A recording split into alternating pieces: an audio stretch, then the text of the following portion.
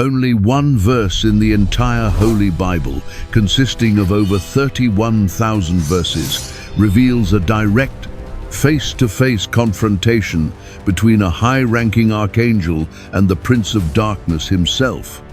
This is not a symbolic depiction of good versus evil, nor is it a massive war between celestial armies involving millions of spirits. Instead, it is a personal, high-stakes legal and spiritual showdown over a single mysterious prize, the lifeless body of a dead man.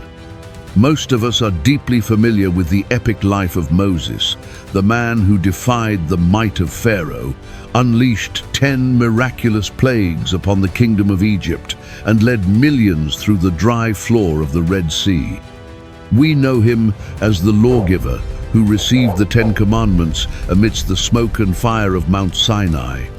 However, almost no one is aware of the terrifying reality of what transpired in the unseen realm the moment Moses took his final breath on the lonely, wind-swept summit of Mount Nebo. Why was the supreme commander of heaven's legions, Michael the Archangel, forced into a desperate and intense confrontation with Satan over a pile of human remains? This was far from a standard religious burial. It was a cosmic crime scene, a spiritual standoff involving the highest authorities of heaven and hell, hidden from human eyes for thousands of years. If you have ever felt that your past mistakes or hidden failures define your eternal value, you need to pay close attention. Today, we are going to investigate why the Prince of Darkness was so desperate to claim the body of a fallen prophet who made a single fatal mistake at the end of his journey. This battle reveals a secret about your soul that the enemy has spent centuries trying to keep under seal. You're watching The Forbidden Bible, where the hidden war of angels and demons, the ancient prophecies sealed for the last days, and the forbidden mysteries of Scripture are revealed with cinematic clarity.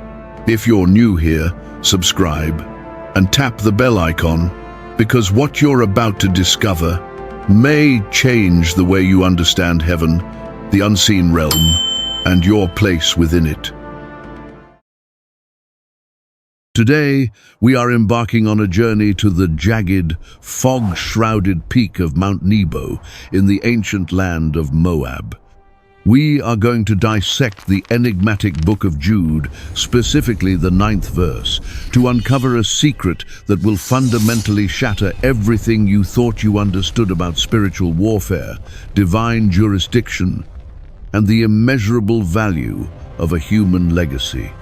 This is the chronicle of a legendary leader who died in painful exile, a prince of darkness who attempted to act as a celestial prosecutor in the highest court of the universe, and a warrior prince of heaven who stood in the gap to protect a prophetic destiny.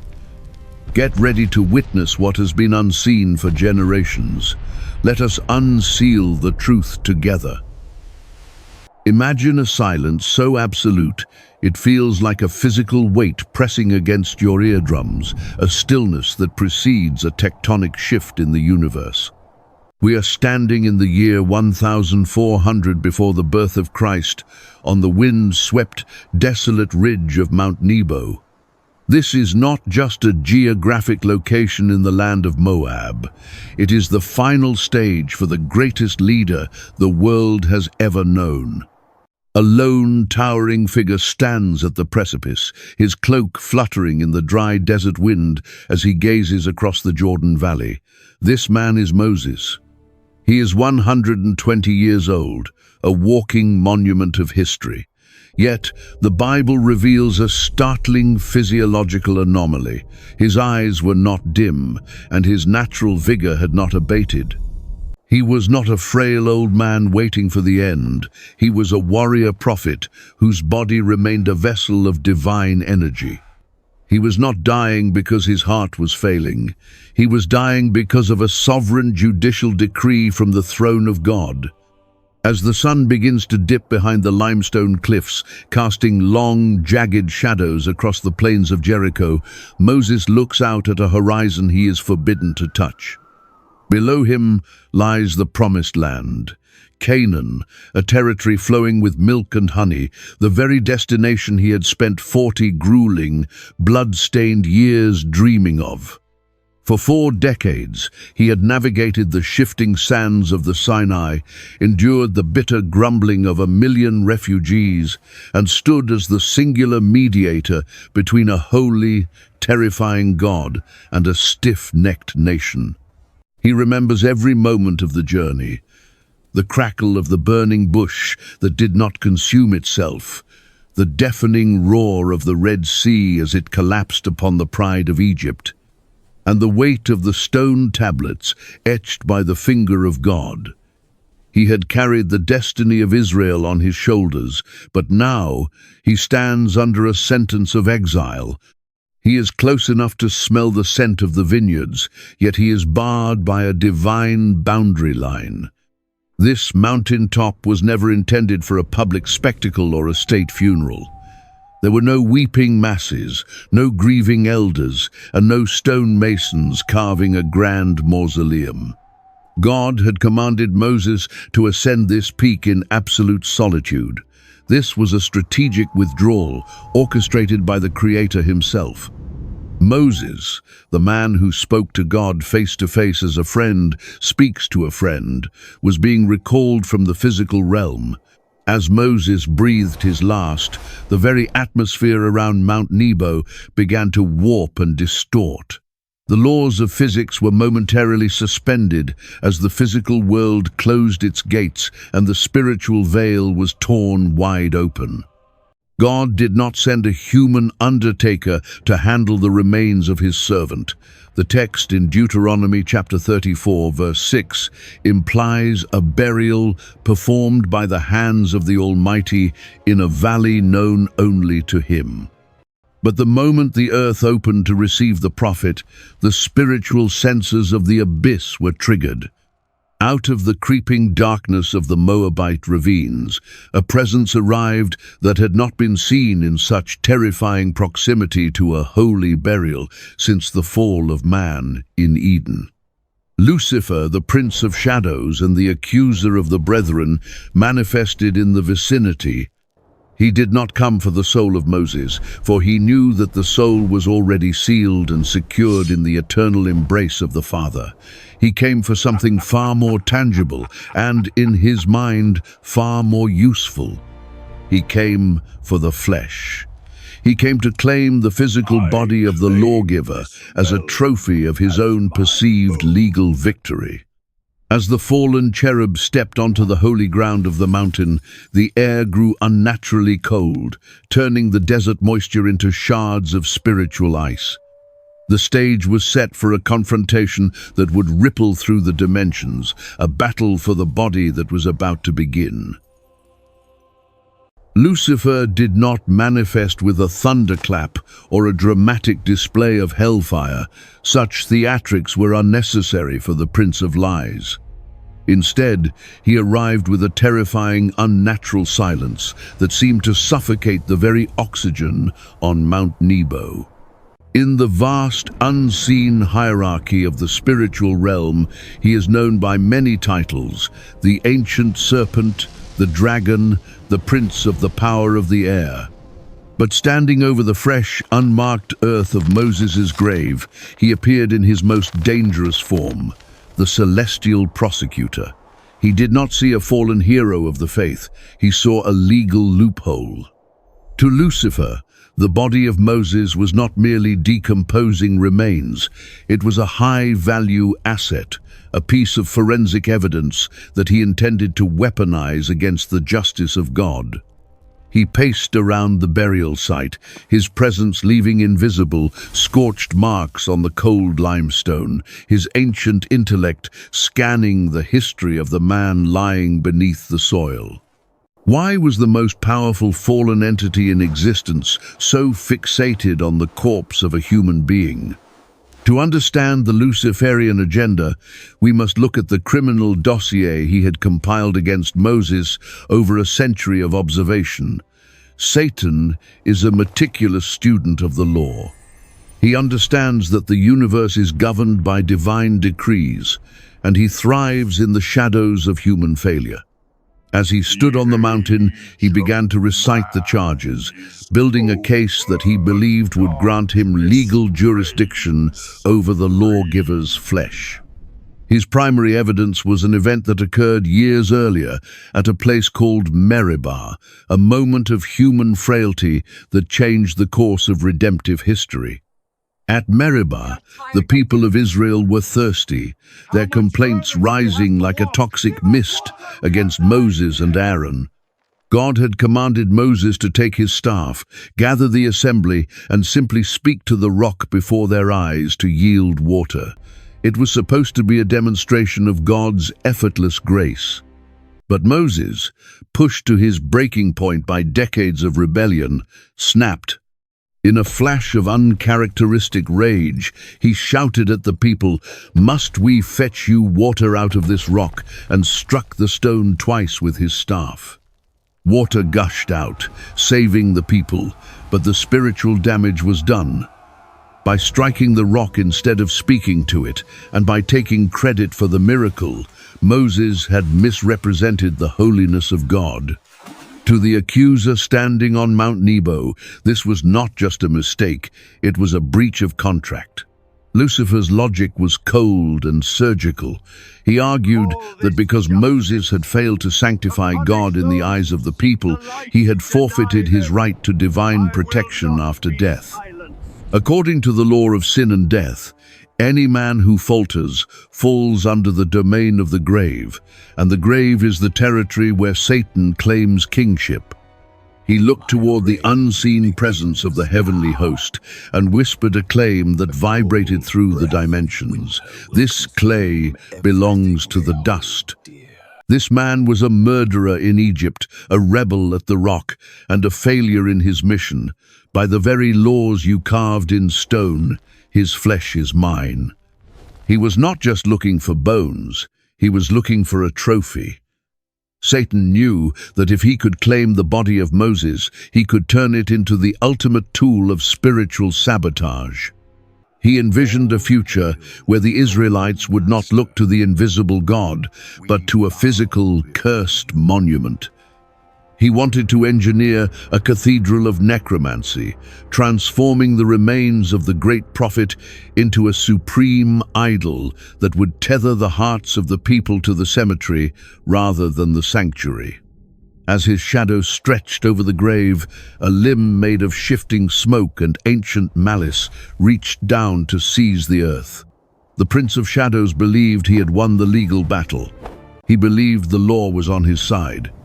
But he had forgotten one crucial factor, the Archangel who had been watching him from the light.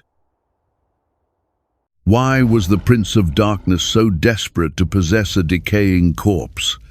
To the average observer, a body is nothing more than dust returning to dust.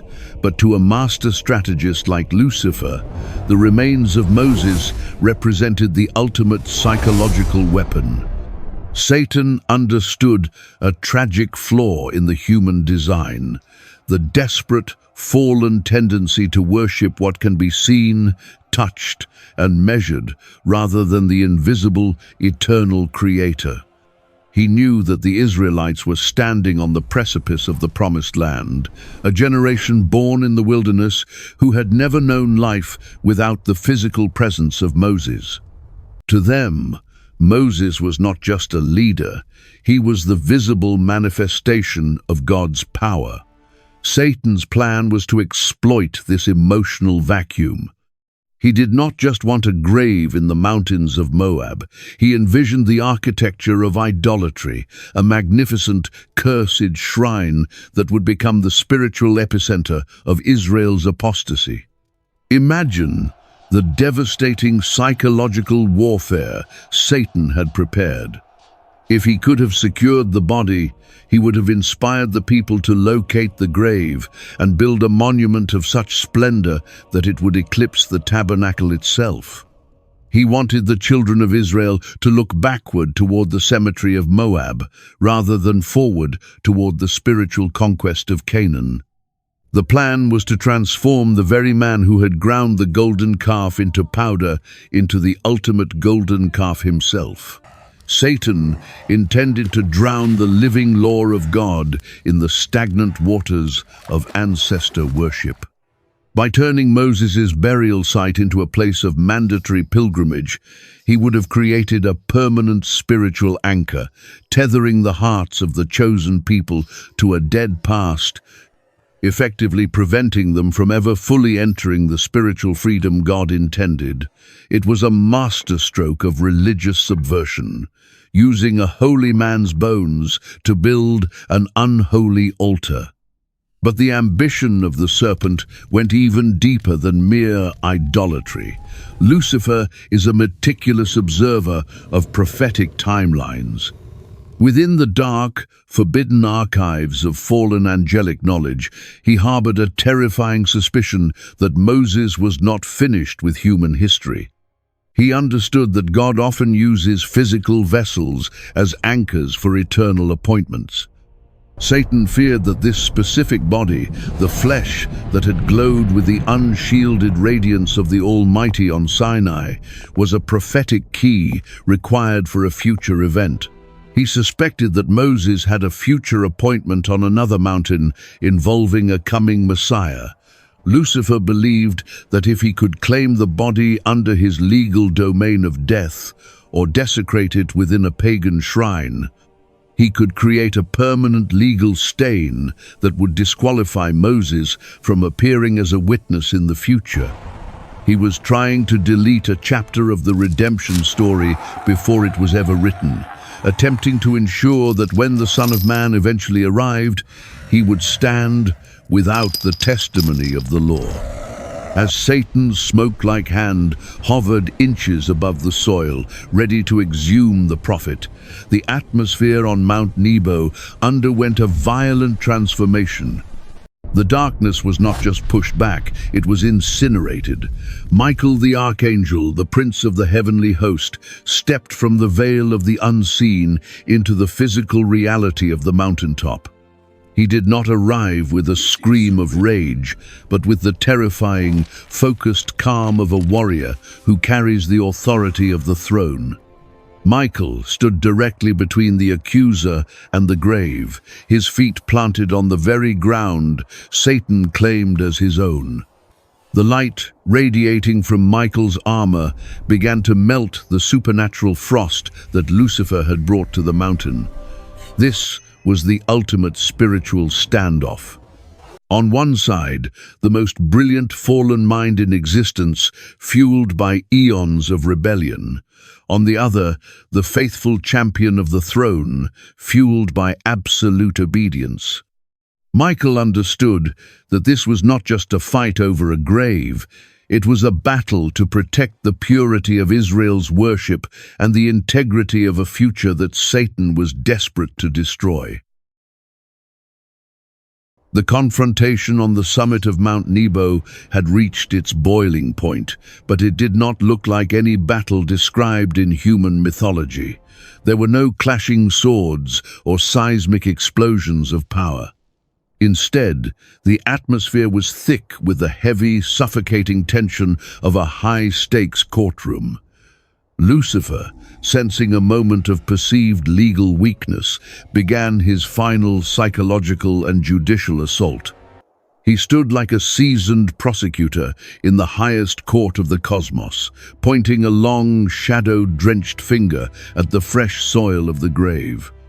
His voice, which was once the most beautiful melody in heaven but now sounded like the grinding of tectonic plates, began to recite every flaw, every crack, and every failure in the life of Moses.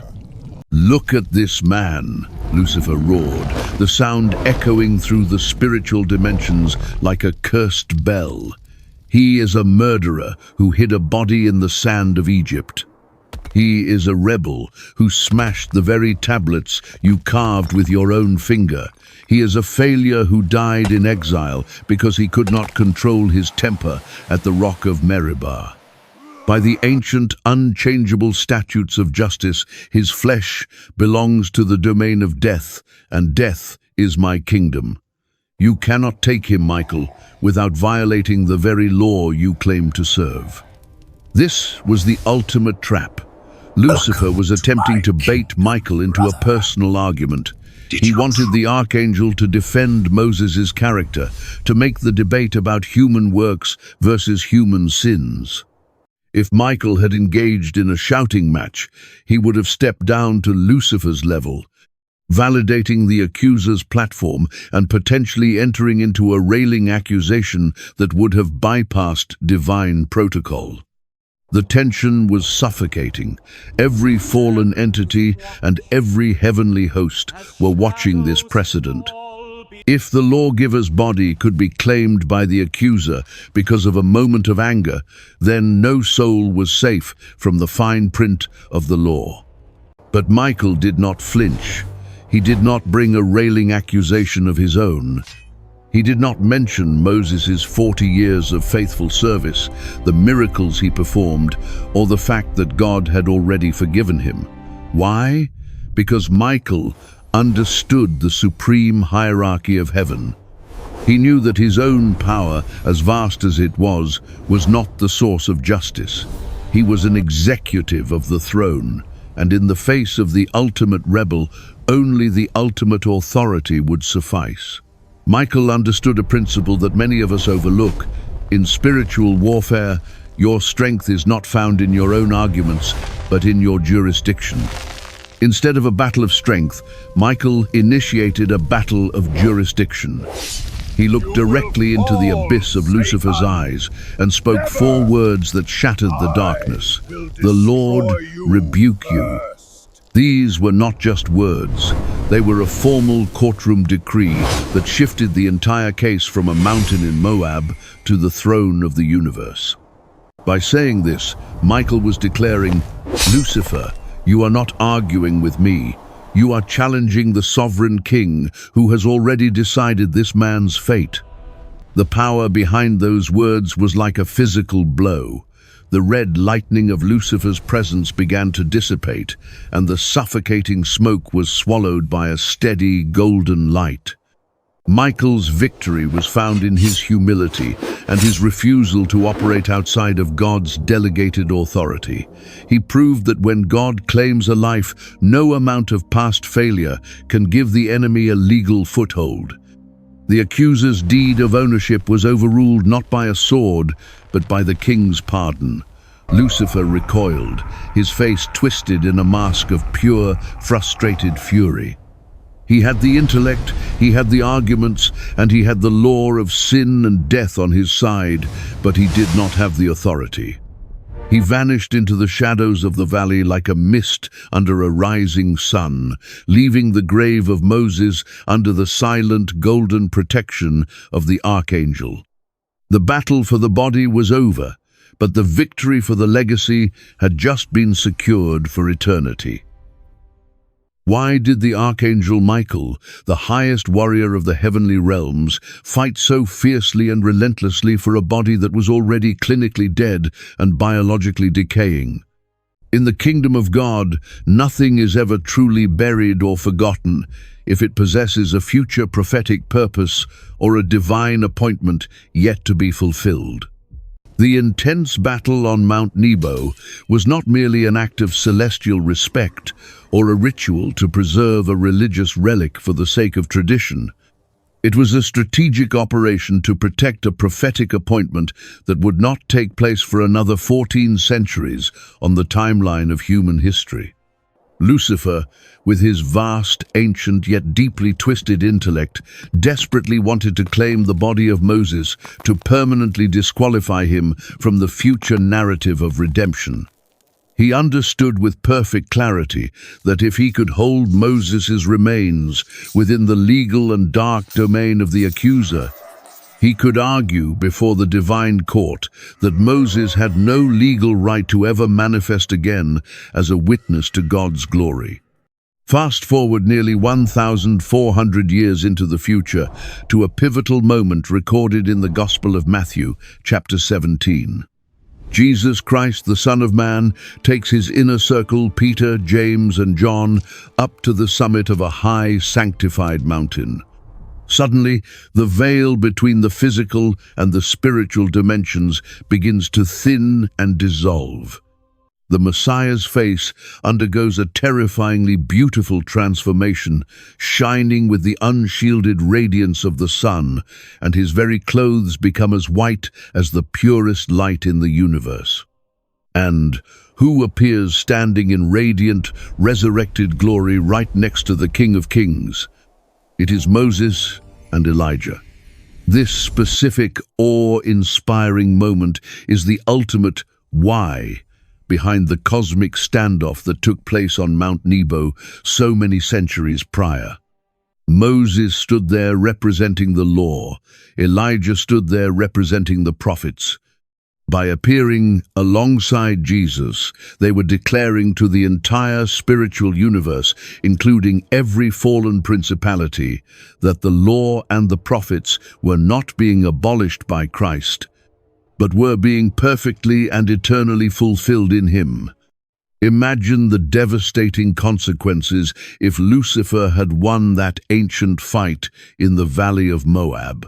If the Prince of Darkness had succeeded in desecrating Moses' physical remains or turning his grave into a site of global demonic idolatry, the visual and spiritual integrity of the Transfiguration would have been fundamentally shattered. Lucifer's ultimate goal was to create a legal stain on the legacy of Moses, a permanent mark of failure that would serve as a barrier, preventing him from entering the high-frequency atmosphere of Jesus' transfigured glory. He wanted to ensure that when the Son of God finally arrived in the flesh, the testimony of the law would be absent, silenced, or worse, corrupted by the accuser's touch. But because Michael stood his ground with absolute obedience and invoked the sovereign rebuke of the Lord, the prophetic DNA of Moses' legacy remained sanctified and protected. Moses was not just a dead prophet from a dusty past. He was a living, breathing testimony, waiting for his divine cue in the grand drama of human redemption. This reveals a profound and life-altering truth that echoes through the corridors of time into our lives in the present day. God's supernatural protection over your calling and your legacy extends far beyond your final breath on this earth. The enemy often attempts to attack your body, not just your physical health, but your reputation, the memory of your past mistakes, or the remnants of your earthly failures, because he is terrified of your future appearance. He wants to ruin your testimony in the present so that you cannot be a powerful witness for the generations that are yet to come. Lucifer fought for the bones of Moses because he feared the day those very bones would stand on a mountain in Galilee, reflecting the light of the Messiah. Michael was not merely acting as a celestial bodyguard for a corpse. He was serving as the guardian of the divine timeline. He ensured that the law, embodied in Moses, could look grace, embodied in Jesus, directly in the eye, and testify that the long, painful path to salvation was finally and victoriously complete.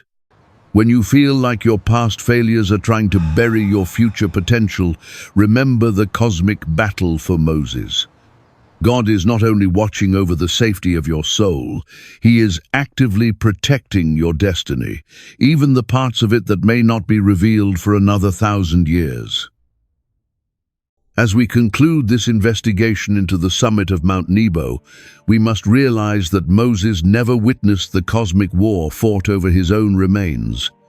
He had already passed into the silent embrace of his Creator, oblivious to the fact that the two most powerful entities in the universe were locked in a judicial struggle over his physical legacy. This reveals the most beautiful and terrifying truth of walking with God. You do not have to be present for Him to defend your name. You do not have to be strong for Him to protect your honor. In the moments of your greatest silence, heaven is often speaking the loudest on your behalf. In the moments of your perceived absence, God is mobilizing His highest princes to guard the ground you once walked upon. In the fast-paced digital landscape of 2026, the accuser has not changed his ancient strategy. He is still a cosmic scavenger, prowling through the archives of your life, looking for the bodies of your past mistakes, your secret failures, and your moments of Meribah-like rage.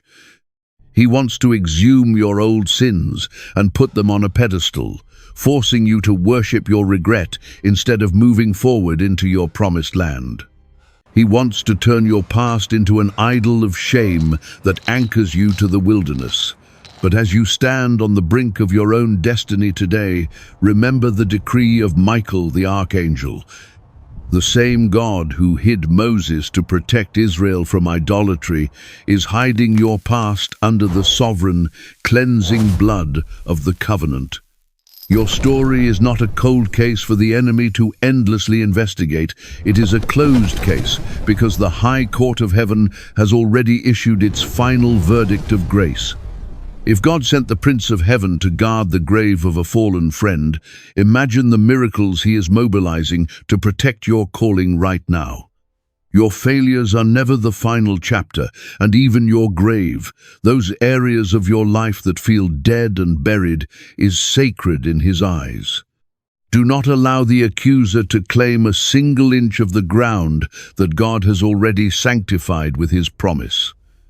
The battle for the body of Moses was won not by human effort, but by divine authority. And that same authority is available to you today. Stand firm, speak the truth, and let the Lord rebuke the shadows in your life. Thank you for journeying with us into the heart of this ancient mystery on the Forbidden Bible. If this deep dive into the unseen realm has opened your eyes to the power of divine jurisdiction, make sure to subscribe and hit the notification bell. We have many more forbidden files to unseal, many more prophetic codes to break, and many more shadows to illuminate with the light of the Word. Leave a comment below with the phrase, "I am protected," to declare your victory in the spiritual realm. Until next time, remember, the truth is not just out there, it is under seal, waiting for those who are brave enough to seek it.